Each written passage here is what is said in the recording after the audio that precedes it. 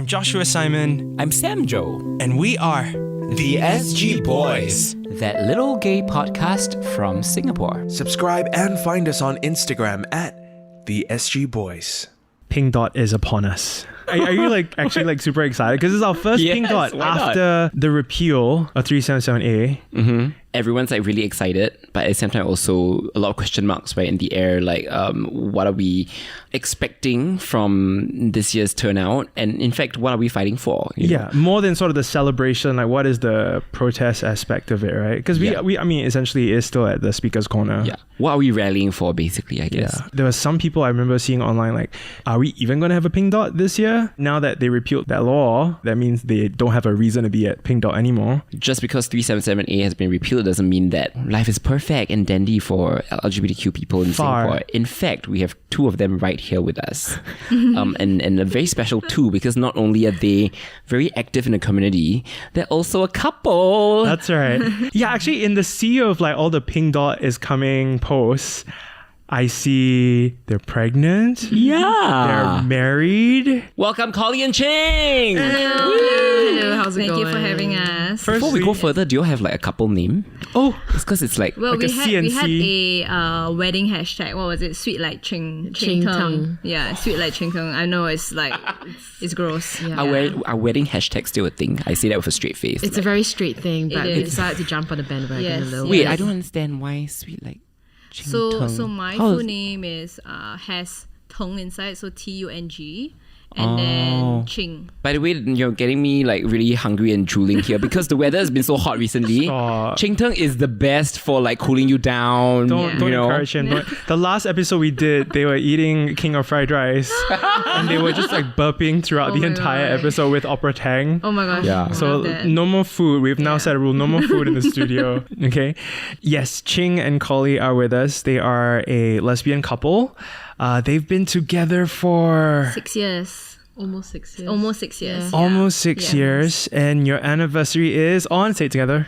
When is that? 28th of February? Was it the date that we the date first we had our first date? Yeah. Yeah. I mean, we kind of count it as the first Yeah. day that we met. You Yeah. know, it's not that we got together on the first date. We're not like one of those lesbians who lesbians U-Haul. move very fast. Who you are? Just want to say that Yeah. it's because of, it's just Yeah. easier to remember. Because we had our wedding on 1st of September. Yes. Okay. So that's a very special date to us. And then we officially got married in Melbourne On the 16th of September. yeah. Every month on the 28th, we also celebrate because we are it may be our anniversary, we can't remember.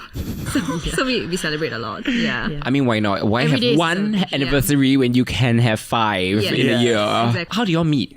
So at a point of time, can we share our age here? Yeah, I'm a cougar, so Yeah. I actually just turned 40. Yes. You did No, not. stop. Yeah, girl. You're joking. Oh my god! Yeah. Happy Yeah. birthday, firstly. Thank you. Wait, are you a Gemini? No, I am a Taurus. Taurus. Yes, Okay, yeah. so Wait, you're 40? Yes. yeah. The trick is to not drink alcohol and drink plenty of water. Oh my god. Yeah, so I actually made her cut off age for the youngest part, right? So The at bottom point of range. At the point of time, I was 23, and then after that, when I swiped her, I got an instant match because she actually super liked me, which is very rare on Tinder because number one, who would show all their cards? They super like means that that they already swiped you and they really want to match with you, right? Yeah, yeah. So then when I looked at her profile and I realized that, this person has 5 or 6 different animals on their profiles, what's going on?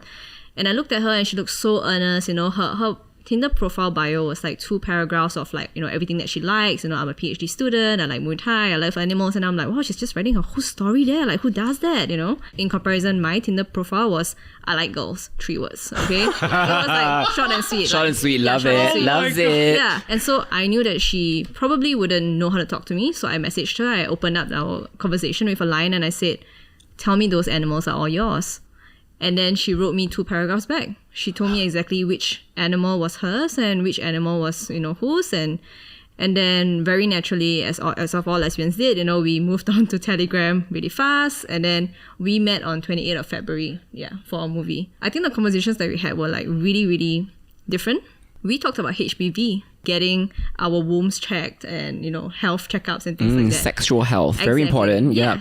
And then I was like thinking, wow, this is really refreshing, because you're meeting someone for the first time and they're talking about, they're asking you questions like, have you gotten this checkup? And, gotten your HPV vaccine, which is very important because she was young and she still made the cutoff. Yeah. So I said, hey, go get your vaccine, done before you turn like 26. I think the cutoff was 26. Yeah.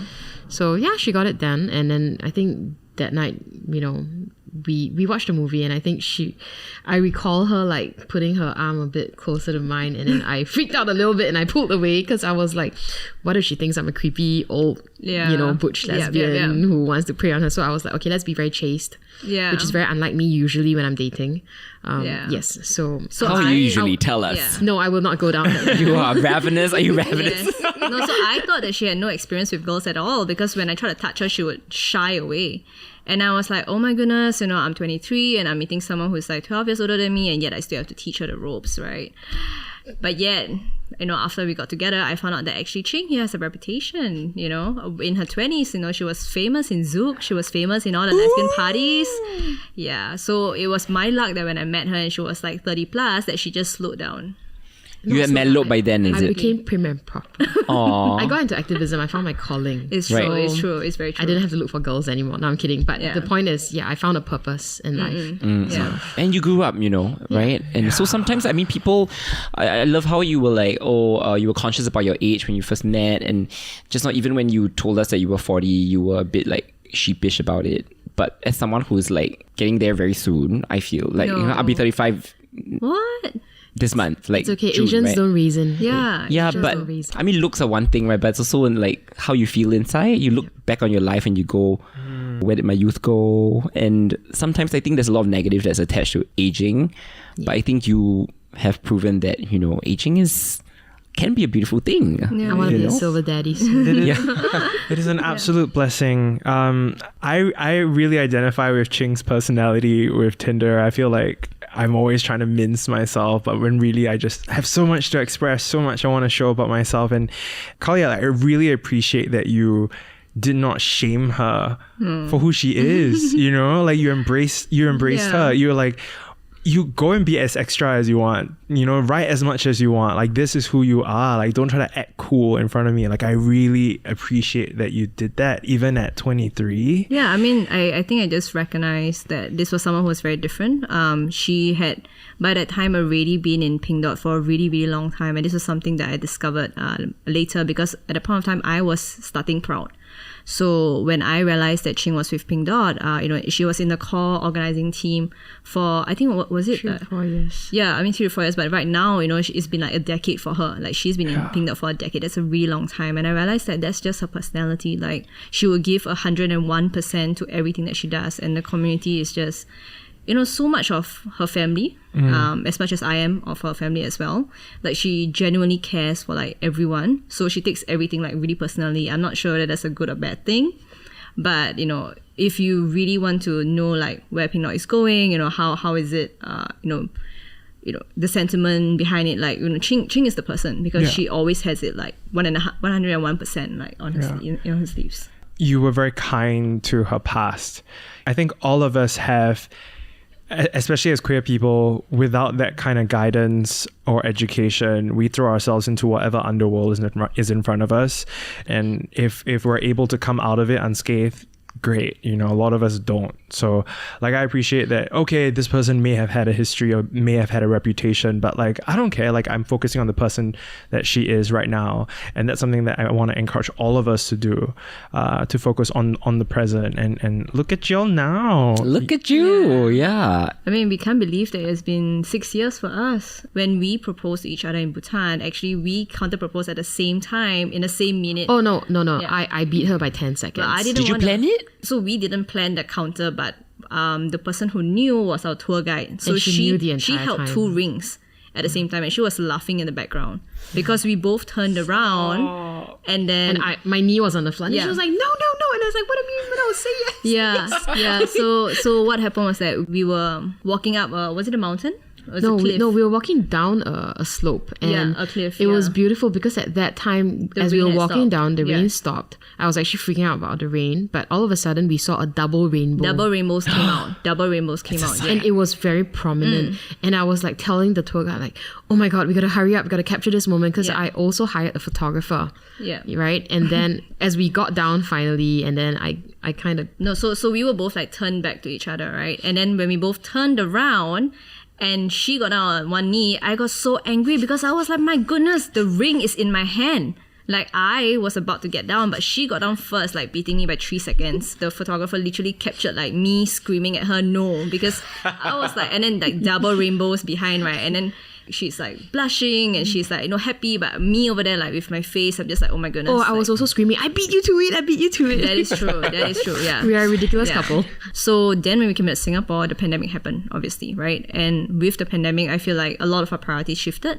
For a lot of people, like queer people especially, it was about survival, because we were all trying to figure out where do we go from here. She's like with Pink Dot and I'm with Prout, and then we are also dealing with like a lot of the community reaching out to us personally and saying, I feel unsafe at home, I feel like I need a therapist, like someone to talk to, can you help me? And that was also when we realized that, oh, actually there's a lot happening, so we have to put ourselves aside for now. Yeah. So it was only after the pandemic, what was it, 2021? Early 2022, then that topic came up because, it was such a nice environment where we were at in Dempsey, and we figured, why don't we just have a small wedding party? Yeah. With just our chosen family. So, and then we just did it. Yeah, and that was how the wedding party came. It came together within 3 months. But the thing about what people didn't realize was that we are both event organizers, right? So when they were like, you're crazy, you're doing this in 3 months, we were like, hold up, we can do this. So we got drag queens, we got Pretty Please, we got queer strippers, she was awesome. It was like a whole performance. We were like, oh, is this a mini Pink Dot, right? So it was crazy. Like the venue was not ready for a whole place. We fried the speakers. We fried the speakers. The alcohol all ran out. I mean, obviously. They said it's never happened before, but we wiped the free flow alcohol out, and they had to bring out other alcohol because it was still within the 2 or 3 hours. We had Adrian, a DJ, Adrian Wee, Imi Pop Tart, to do the after party. Oh my gosh, he was so good. And those are all hits that you grew up with. Exactly. So everyone was like jamming. Oh my goodness, the amount of like vomit that happened in the lawn, so gross. Right. Yeah. Gross, but if not at your wedding, when very iconic. right? And wiping out the alcohol, everything. Yeah. It just felt very nice. Yeah, and we didn't realize that we could do that in Singapore, so we just felt very lucky. Yeah. Then we got legally married in Melbourne. Yeah, and it was in the heart of Fitzroy, so it was really meaningful because that's where like all the LGBTQ, like folks and like cultural like had a little mini photo shoot around with all the LGBTQ or queer landmarks in Fitzroy. Yeah. It was really really nice. Yeah. But again, I think like we have to acknowledge that we're very very privileged to have the option, right? To first have a wedding party in Singapore, and to have friends to celebrate us, and then to go overseas to have the actual ceremony to get ourselves legally recognized in Melbourne. I mean, we know that not everyone's gonna have that option. I mean, it would be nice if it was just like anyone who wants to get married will have the choice to get married if they could find a consenting party, and instead of that lack of legal recognition is something that really stresses not just as a queer couple, but I mean the fact that we are starting a queer family as well. It's very exciting, don't get me wrong. I'm very excited to be a mama to baby C. That's what we are calling. That's what we're calling the kid, baby C. Yeah, we're calling Bub baby. Yeah, because baby we are both like CC, so Cally and Ching. Yeah. So but do we have a name yet? It's a gender neutral name, which will start with C. Yeah, it will start with C. You've decided, but you're not revealing yet. Yes, we're not revealing it yet, but it will start with C. Are you taking bets? It's Chris. You can run some bets. Keep going. Chris. You should start a pool and then see who gets it. Casey is also. And then what? Gender neutral name. But the pool goes to like a charity of choice. Of course. You should do that. Yeah. Chris and Casey. Yeah. Wait, but is it going to be like a Chinese Casey name? No, Chinese name. No. Start with C. Yeah. Oh, I like Casey. I do like the Casey Affleck. Yeah. Casey Musgraves vibe. I don't know any other gender neutral C name. Got a lot lah. Yeah. There's a lot. Yeah. If you think like Corey, like all of this, Corey. Corey. If I may ask, how was your family's sort of role in the wedding and the family planning process? So So, I mean, part of the reason why we also decided to get married in Melbourne was because we knew that we were going to start this family. So we wanted some form of protection, if not in Singapore, but in any other country that will recognize our marriage. So any other country that accepts like same-sex marriage, right? When we got married in Melbourne, I mean, the natural next step for us was to start the process for IVF. You know, a lot of people ask us like, oh, you know, are you going to tell your families that? But we decided together that, like, you know, it's really a very stressful process for IVF because the success rate is actually much lower than, like, you know, any natural way to conceive. I mean, don't get me wrong, we do try to conceive naturally, okay? We try like every day, right? But it's not working, okay? So we go through IVF. And when we did the whole process, you know, I will not bore you with the details, but it was really, really long. I mean, it took like almost a year. I kept reminding myself, like, it's not a sprint, it's a marathon. So with my family, like, our relationship has always been you know, like our Asian families, like, don't ask, don't say, but we will accept your partner, right? They have known Ching for years and they accept her. So to the extent of, like, you know, she's always there for dinner with me, you know, they include her in like all our chats. But have we ever come out to directly say she is my partner? You know, I'm in love with her, like recognize her as, like, you know, my partner in everything? I mean, obviously no. But their way of acceptance, I feel, is a lot more subtle. So we don't have like a grand coming out. As my stomach grew bigger, Ching was like, you know, you need to tell your parents because they are asking you, like, why are you getting bigger? Why is your neck getting thicker? Yeah, they're asking you they all noticed these the neck questions. first. Her father noticed. Is it okay if I share? Yeah, wait. Okay, yeah, I mean, okay. Okay, so what happened was, like, I told Cally, I was like, boo, it's 16 weeks, man. It's 4 months. You gotta tell your dad, come on. Like, I mean, there's only so much you can hide, right? Yeah.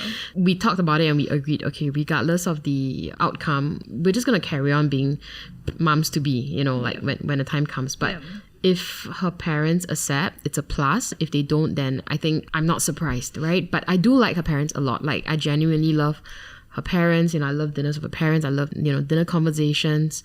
I think we were shopping for maternity clothes. We saw this little baby romper with a surname Zhang on it, like the surname, like written in Chinese. Her surname. Her surname. My and I said, how wonderful would it be if we were to buy this baby romper and then, you know, like we put one of the scan photos, the ultrasound photos, the baby photo with the romper, and then we give it to them and see what happens.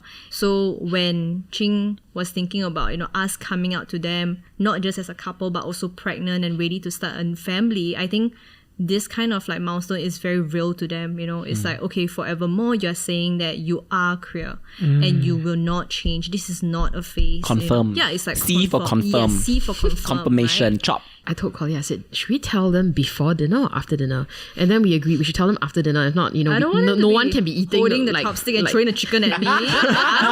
No one will have an appetite. They'll be like, what? Yeah. You know, because we can't expect, you know, like how they'll react, right? The food might taste different. Yes, exactly. So what happened was, you know, finished dinner, then we say, hey, got something to tell you guys. So we had this little box with the baby romper and the scan photo inside. Then her father actually opened it up and then he looked at it and he was like, huh? He looked at the photo and then he looked at baby romper and he held it up and then he pointed at Cally and said, you?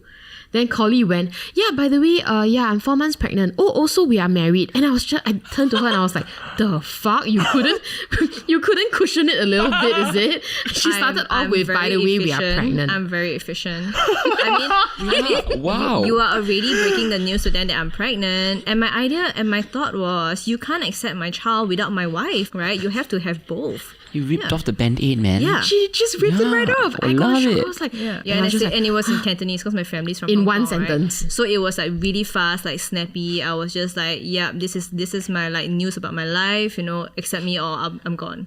Like literally something like that. Because I'm starting a family and, you know, in my life right now, I need to align my priorities. My definite number one priority is Ching and my family, my new family. And if you accept me, that's really, really great because you'll gain 2 daughters. So one in my stomach, but also one here.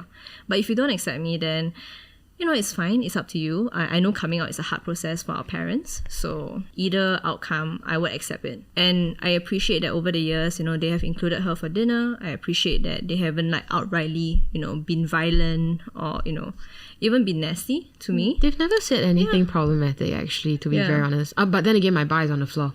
with Asian parents. Yeah. So, I mean, Ching's story with her parents is like a different extreme end. Like she had a very traumatic experience. Yeah. I think I would just, I will not go into details, but I'll just say that I do have a very complicated relationship with my mom. And that's even though my mom has came for Pink Dot twice.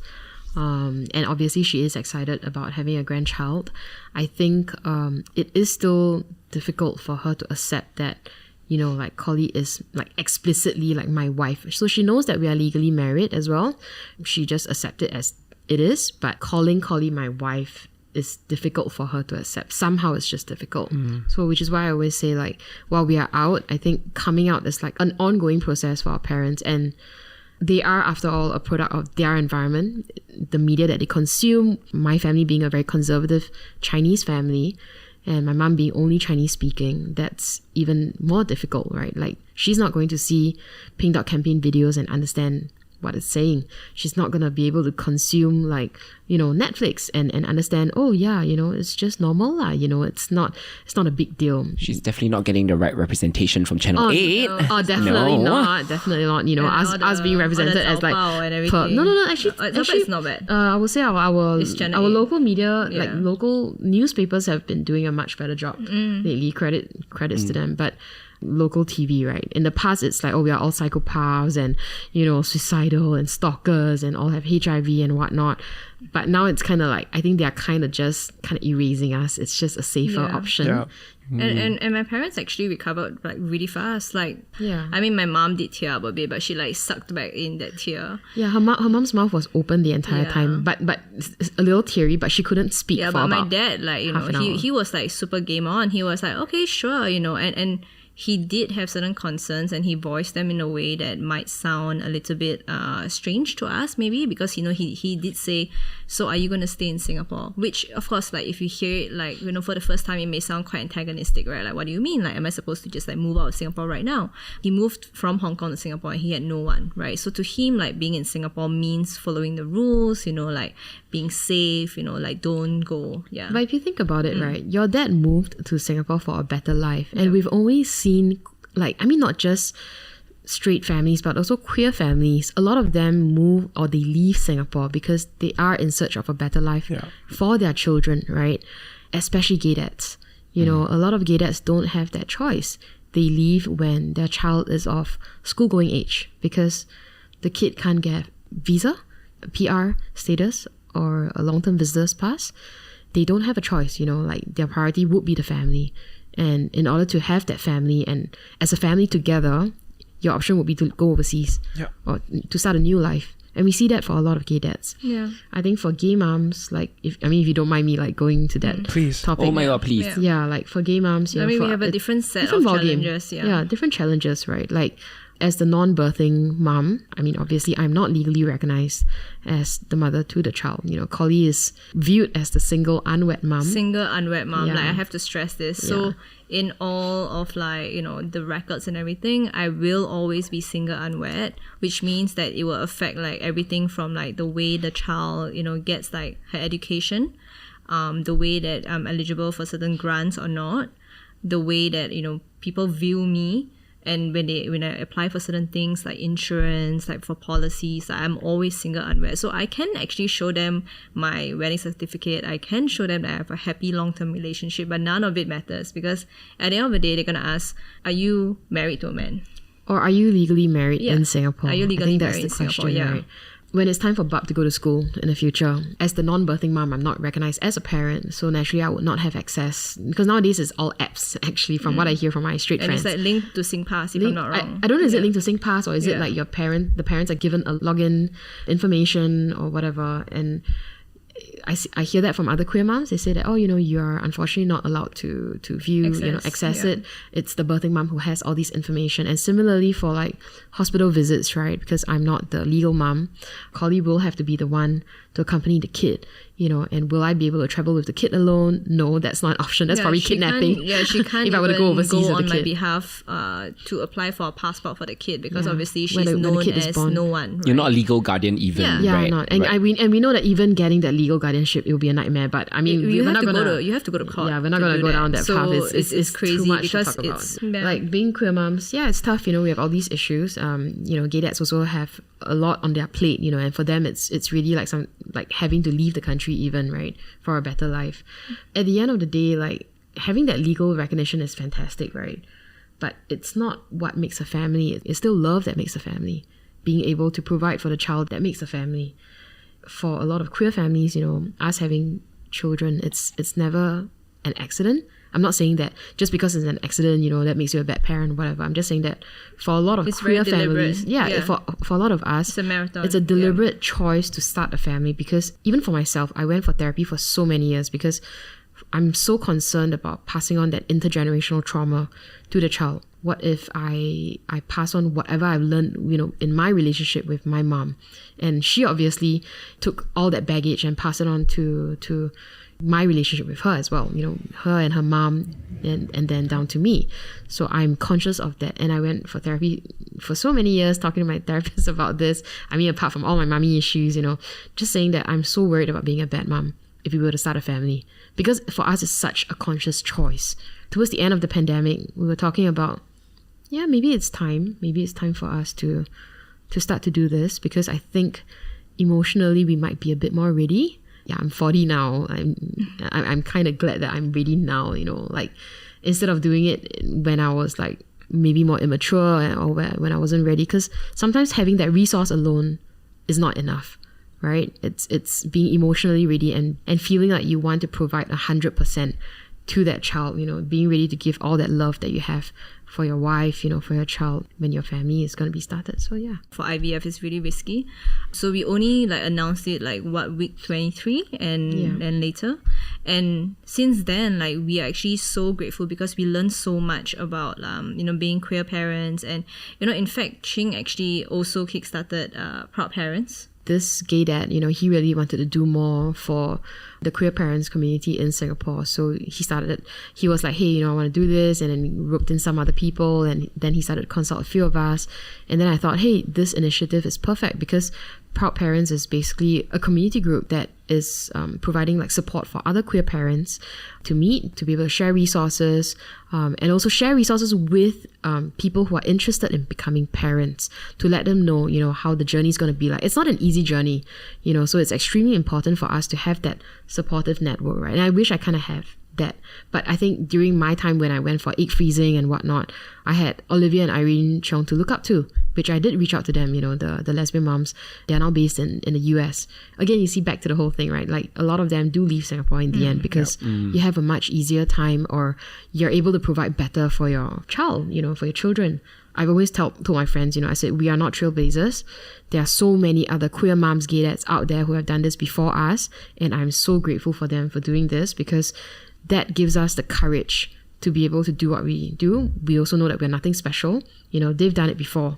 Some of them are not even that privileged, but they really just want to start a family, you know, have children. It's pretty natural for some people to want to do that. You know, I'm not saying that everyone who is married should have kids. I'm not saying that everyone should have the desire to have children, but it is natural to have that desire. If you have that desire, then go for it, and you should have that option. But in Singapore, you know, it's just a lot more difficult to do so, right? Like now we can freeze our eggs, and I think the age limit has been increased to 37.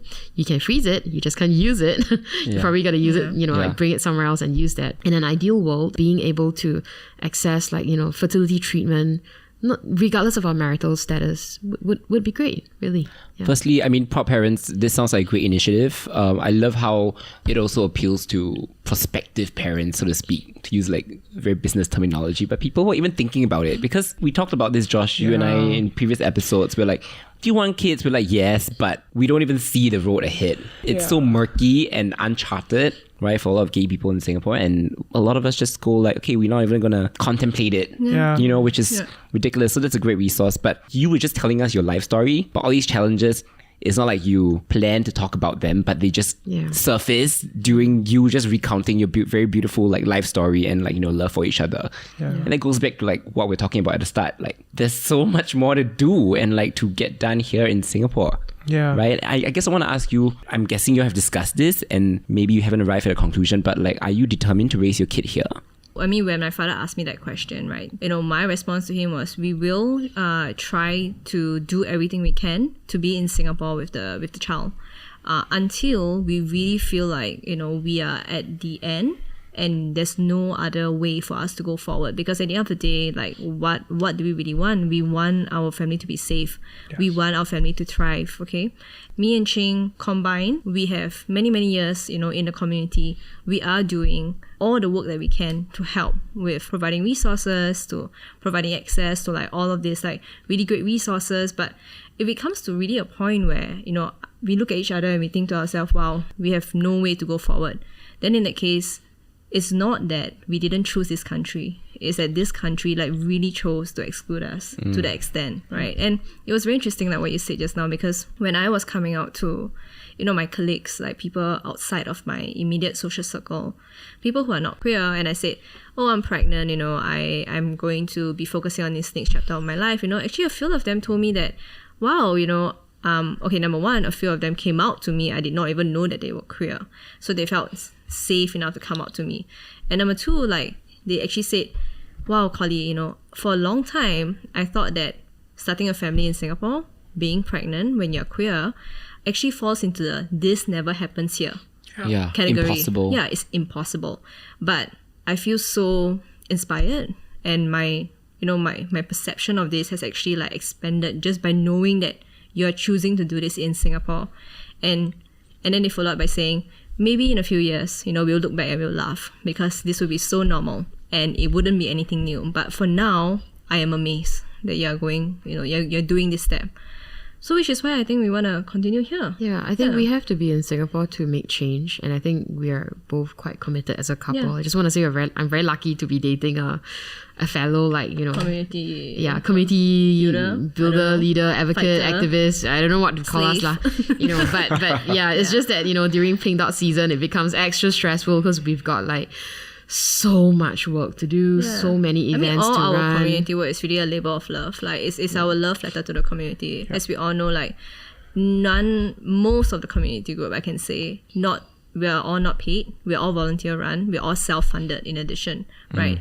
With the work that we do, like, you know, they all need us to put aside time that we could easily be spending on something else, but they all need us to put time into it, like time, love, labor, okay? So I would say that over the last few years, you know, there were times where we looked at each other and we were wondering, is this worth it? Like, you know, sometimes it's not even about the other side fighting us, but it's within the community. We are fighting. We are still, like, you know, not appreciating the work that we do for each other. We're not uplifting each other.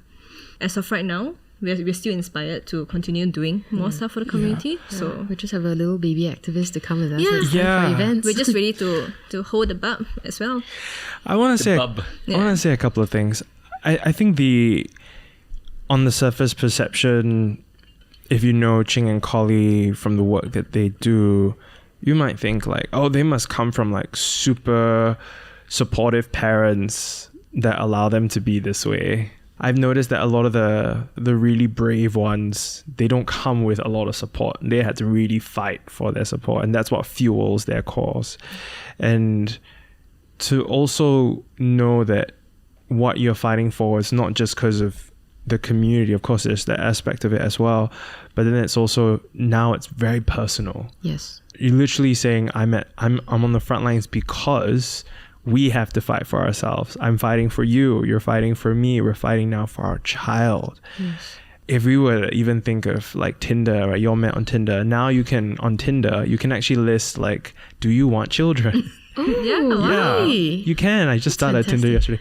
And I looked at that and I paused and I didn't know what to click. And I didn't fill in that section because I didn't want to say I want children because I don't want to scare anyone off. Yeah. How even are you even going to have children? But I definitely want children, you know, but like I've also at sort of the age of now turning 33, and anyone in this sort of period of your life, you'll be like, oh, I really don't think I'll have children in my lifetime. And it's a really hard pill to swallow, because I think when you're growing up, you always think like at some point you'll have children, at some point something will happen, and then you'll be married and then you'll have children. So I think I speak for people that age or even older, where they're like, oh yeah, I think that ship has sailed. And it's a really sad feeling. Or like it's now or never. Yeah, it's either now, I need to get it now, or I need to find someone now, or this will never happen. And I think for a lot of us also have sort of accepted that fate. And it's a really tough thing to believe. Sort of both of you getting married, those photos together, you know, announcing the pregnancy, that even for me was like, oh my gosh, there's still a level of it is possible, you know? It is. Like, I mean, we'll be happy to have you at the Proud Parents events where lots of eligible single dads, you know. There are some single gay dads. Just single gay dads with like children looking to date. I'm just saying. But I think that's the thing. I think, Josh, what you mentioned, like how you imagine queer life to be, right? Isolating, like alone. Yeah. In the olden days, it's very isolating and alone, right? A lot of people were in the closet, especially you see the older generation of queer people. But I think over time now you start to see, okay, you know, like people reimagine their lives to be like, all right, I'll have a long-term partner or a short-term partner or no partner, you know, I'll have my chosen family. Queer aging is scary, right? People think that queer aging is a very lonely process because you have supposedly no children, but you can also have children and still age very lonely in a very lonely manner. Okay, just want to say that.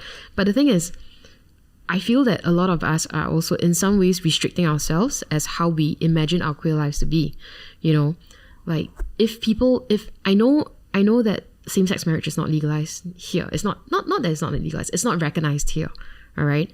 And obviously, like having children, you know, only the birthing partner will be recognized as the parent.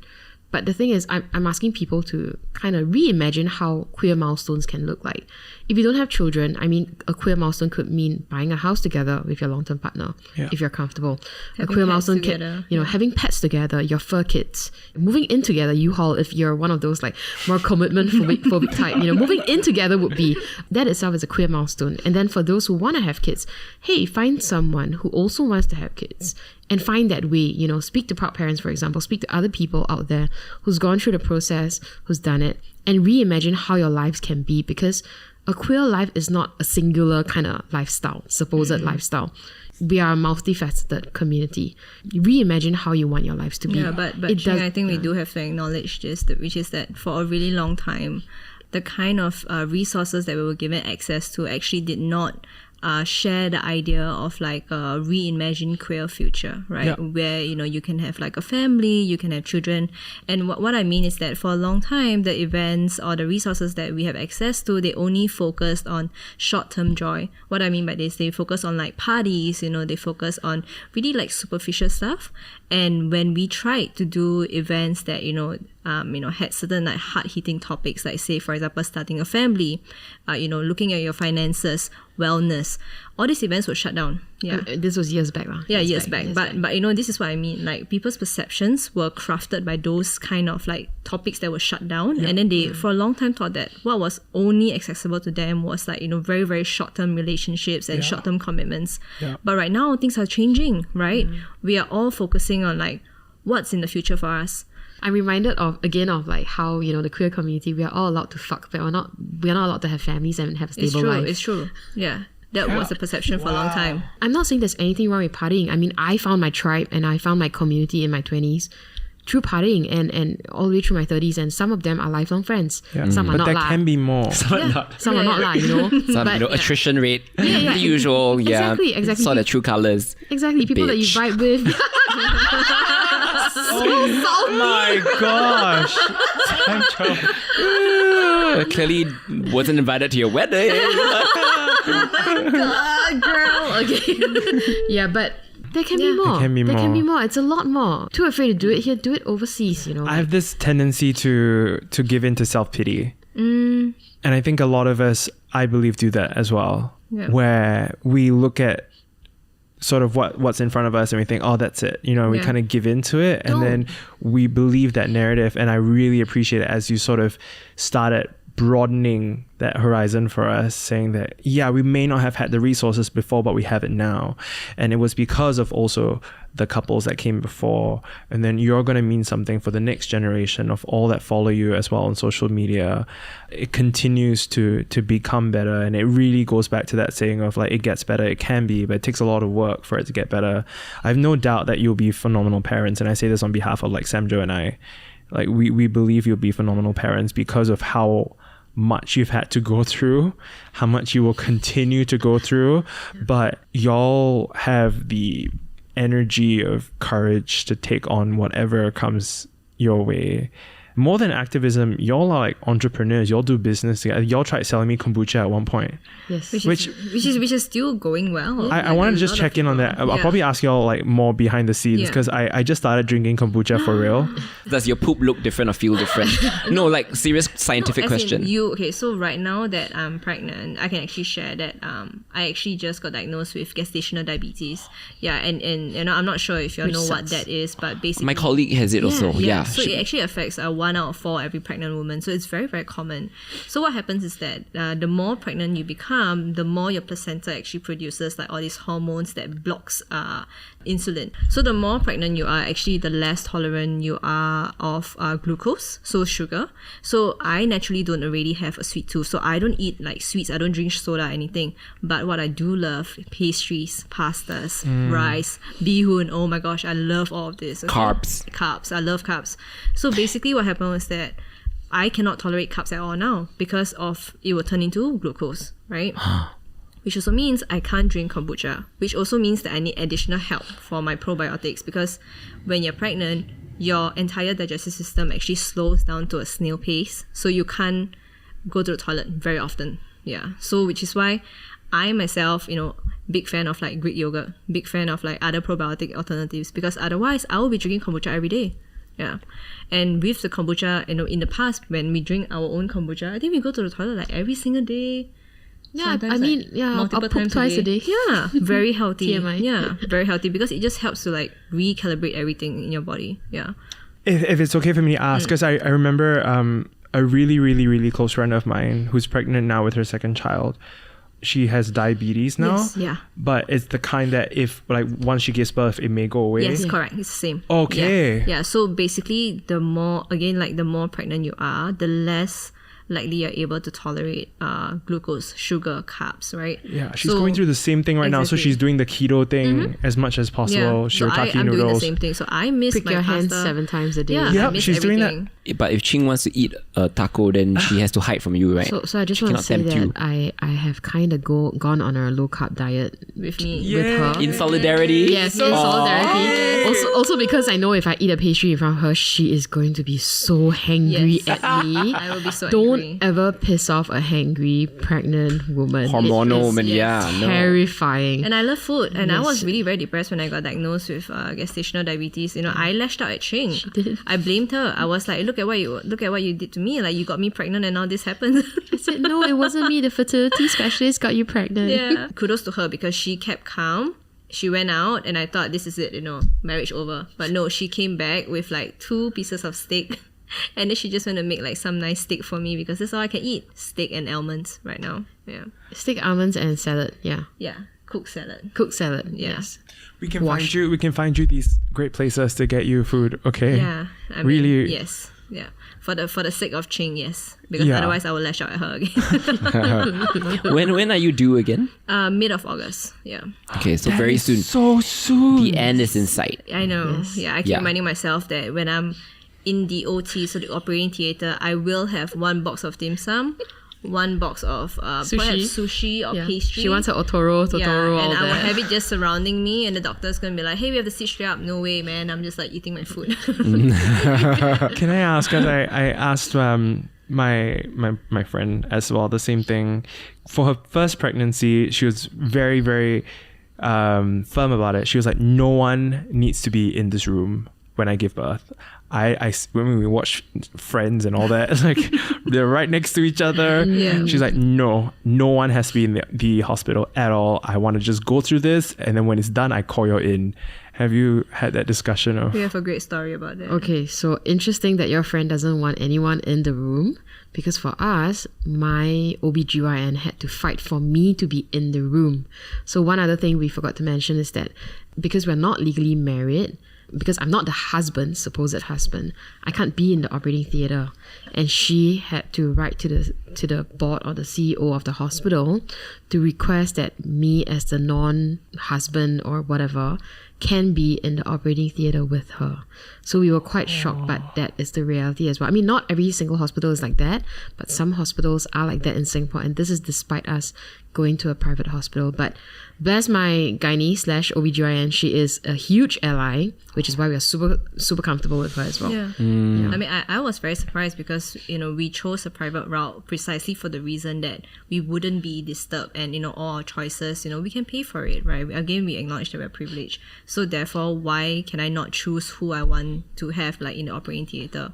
But then when they actually told us, hey, you have to fight for this, we have to write an email and get approval. I'm like, what do you mean? I'm already paying for this. Like, why can't I just choose for her to be there? Why do I have to justify? I mean, again, she's a great ally. She really fought for us, and so Ching will be in the room. If you're talking about LGBTQ healthcare, it's so important to have ally doctors. Yeah.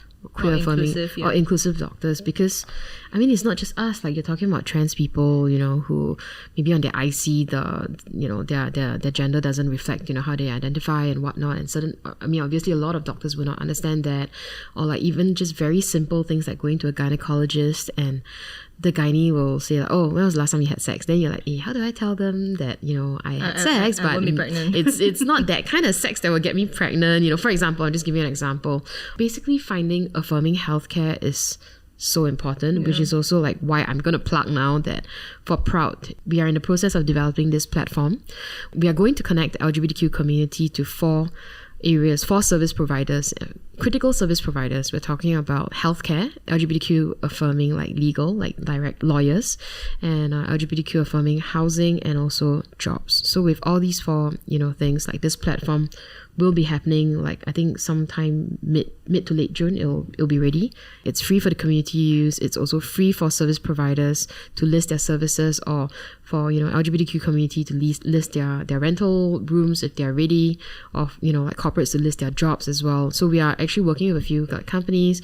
We're working with a few like mental health clinics, and also we've got orthopedic doctors who actually also sign up to say that they are LGBTQ affirming and their services can be listed.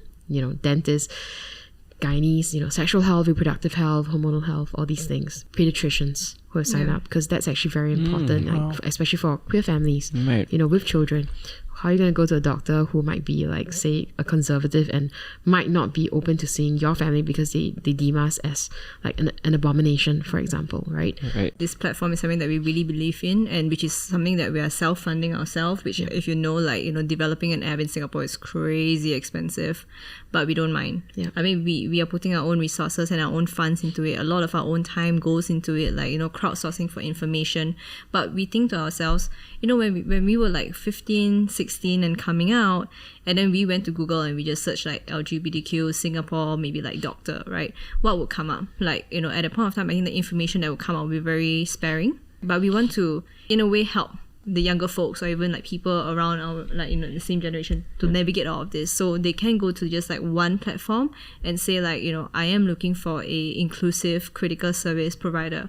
And this was something that we saw happening a lot during the pandemic, because like during the pandemic, a lot of people ask us, I need a doctor right now, but I need to know that this doctor will not question me for who I am. I just want to feel safe when I go and visit them. I don't want to explain like, life choices and things like that. Like, you're already in a very vulnerable position.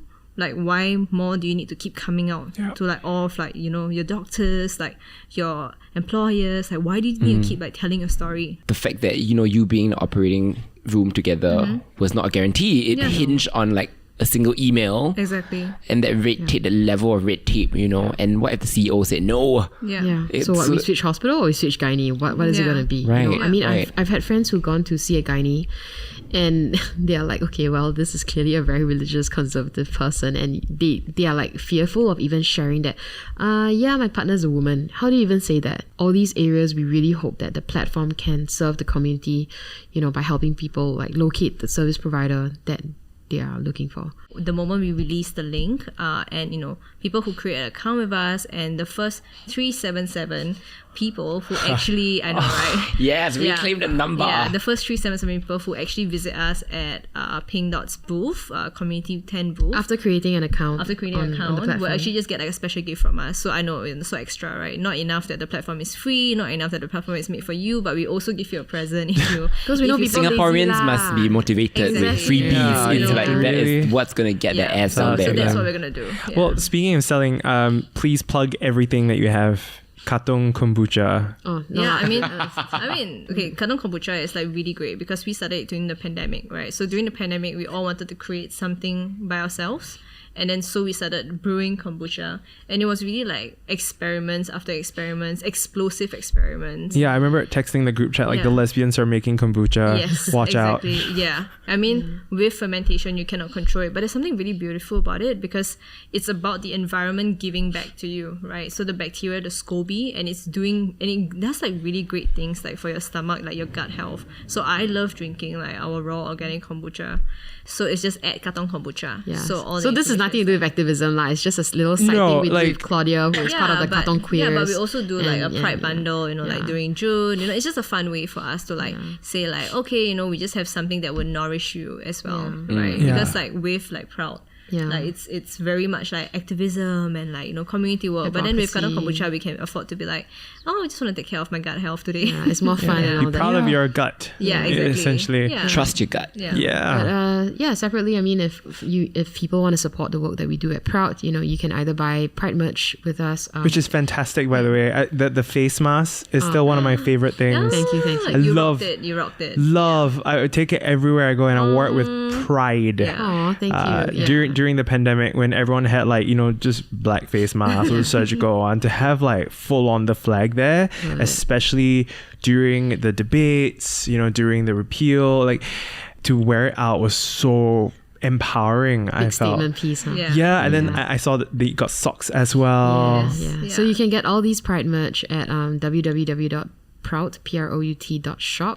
You're in a company that's inclusive and you want to hire like us for like queer trivia night or like any kind of corporate engagements and speaking on panels, allyship training, discussions, panels. You can hire us or any other LGBTQ community groups out there, doing a lot of these. I mean, the way in Singapore like that a lot of the community groups actually get funding is actually through the support of like corporates hiring us for our services. So for example, like asking us to run events, asking us to do like some resources for them, which also means that a lot of time like we rely on their goodwill, but also them engaging us fairly, right?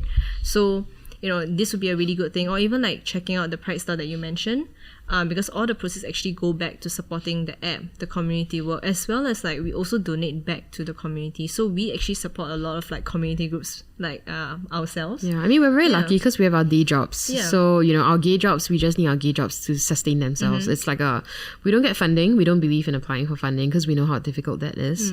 And there are other groups that needs it more. So for us, it's okay, keep it self-sufficient. If we can sustain ourselves through corporate engagements, through the private merch that we sell, that's good enough for us. Yeah, and we fund like a lot of initiatives that we personally believe in. So like for example, like a Sapphic cabaret show, Trans Befriend Us, when they were first starting out. I think we also donated a lot of money to them. Migrant worker groups and all that. Migrant worker groups, mutual aid lists. Because I think we really believe in like just giving out, just redistributing the funds. Sharing. Sharing. Absolutely. Yeah.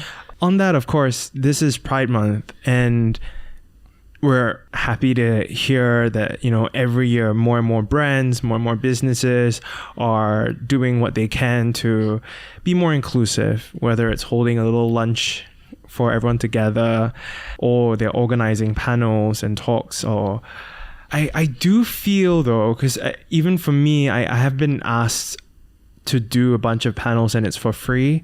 And I've had to unfortunately tell them that I'm not very comfortable with that.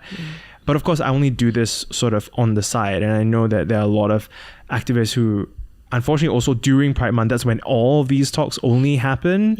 We're getting a lot of these requests to do things for free. And I think we've also had this discussion the first time you all came on sort of that pink dollar and capitalizing on it, and people saying that, hey, we actually do support, but they're not really fully supporting. Sort of, where are you now with that conversation? I think the one thing that people don't realize with like community groups in Singapore is that, again, we are all volunteer run and self-funded. So the kind of money that we actually get, from being compensated fairly for, speaking, for organizing events, actually, you shouldn't even feel like, bad, or you shouldn't even feel like, disturbed that you're not accepting all of these opportunities to share your story, because they should be compensating you all the more. Just like any other speaker that they will engage for any other topic, they would pay them, right? So what makes us so different? Like, why is it that for us, we are expected to have this opportunity to share our story as the, only kind of like exposure is the only kind of payment? I don't really understand this.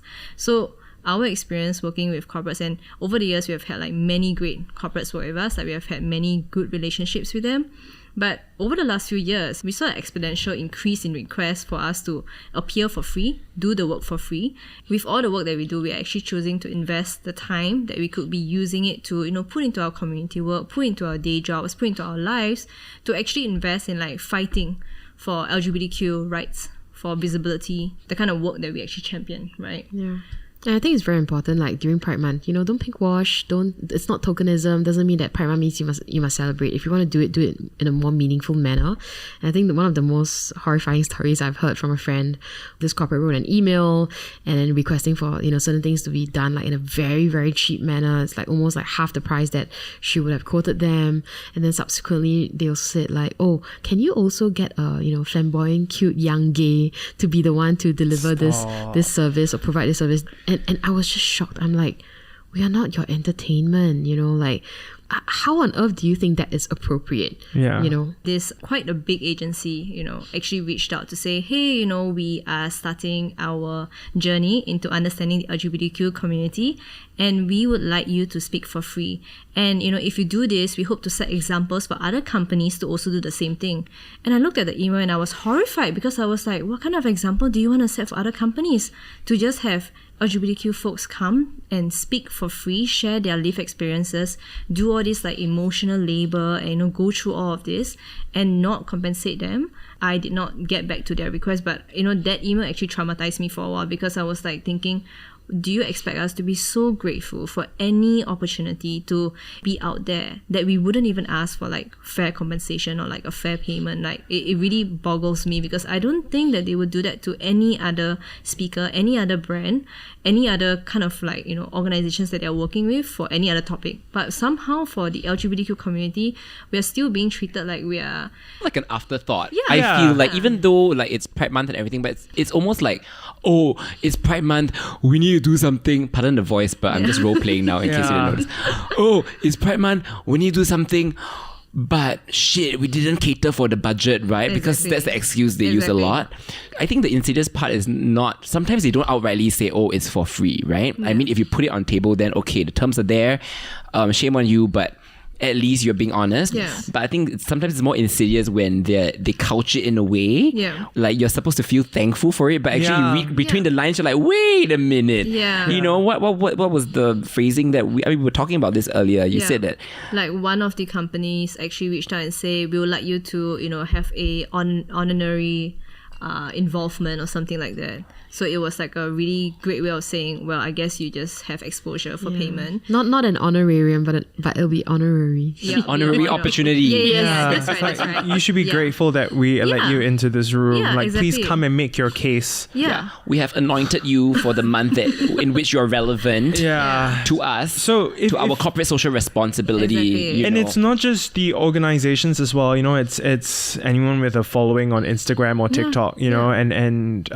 So if you are being sort of poached to do stuff for free as well, please don't because it also makes it harder for us to really put our foot down. Exactly. And we all have to work together and say, like, this is not right, you know. We should be treated fairly. But all this, of course, leads to, at least first here in Singapore, Pink Dot this year. Let's get to the most important question. We repealed the law already. Why still got Pink Dot? Huh? What do they want now? Okay, that's a great question. I think from the entire like repeal like saga, I'm going to call it a saga, right? And we watched the parliamentary debates. It was very clear that, you know, the LGBTQ community is seen as being against families, against, you know, children. And it's as if like families and children have to be protected from the LGBTQ community, but that cannot be further from the truth, right? We have families too, you know, some of us, you know, I mean, we have biological families that support us. We have our chosen families, you know, who's been there with us, you know, all the way. And there's also, you know, some of us who started queer families. Pitting us against, you know, families or families' values is like so, it's so messed up, you know. So for this year, for Pink Dot 15, what we really want to do is to celebrate all families, biological, chosen, queer families. We want everyone to be there with your families, you know, come down with your friends and show up, you know, be counted, be visible.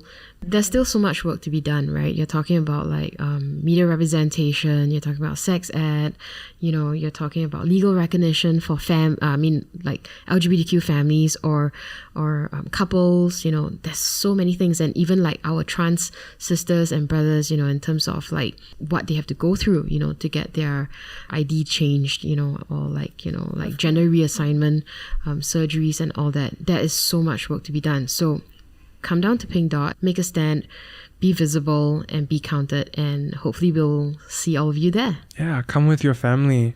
And this is also not just a conversation that we're having here in a debate that we're having here in Singapore about the family's place in a queer person's life or a queer person's place in a family circle. This is something that is happening around the world. It's a global discussion right now. We look in the US, we always thought they would be ahead of us, you know, and we're catching up to them, and then we see them now backtracking. It's interesting where we are right now, but I like to believe we're on the right track. What are the details again for Pink Dot, just so that we know? Is there like a virtual element? Is it all like in person? All right, so the concert, the speech will be live streamed, but you know, come down to Pink Dot on 24th June, 4 p.m. onwards at Hong Lim Park. We're still at Hong Lim Park, you know, because you know that's one of the coolest places, I guess. We couldn't get National Stadium. Damn it. We would like to. Next time, give us Allah. Okay, thank you. Yeah, but seriously, yeah, come down to Pink Dot on 24th June. You know, 4 p.m. onwards. You know, be counted, be visible. Come down with your families and. Yeah, celebrate all families. We'd love to see you there. I'm Joshua Simon. I'm Sam Joe. And we are the SG Boys, that little gay podcast from Singapore. Subscribe and find us on Instagram at the SG Boys. The beliefs, views, and opinions expressed on this podcast are attributable to its hosts only and are not intended to malign any religion, ethnic group, organization, company, or individual.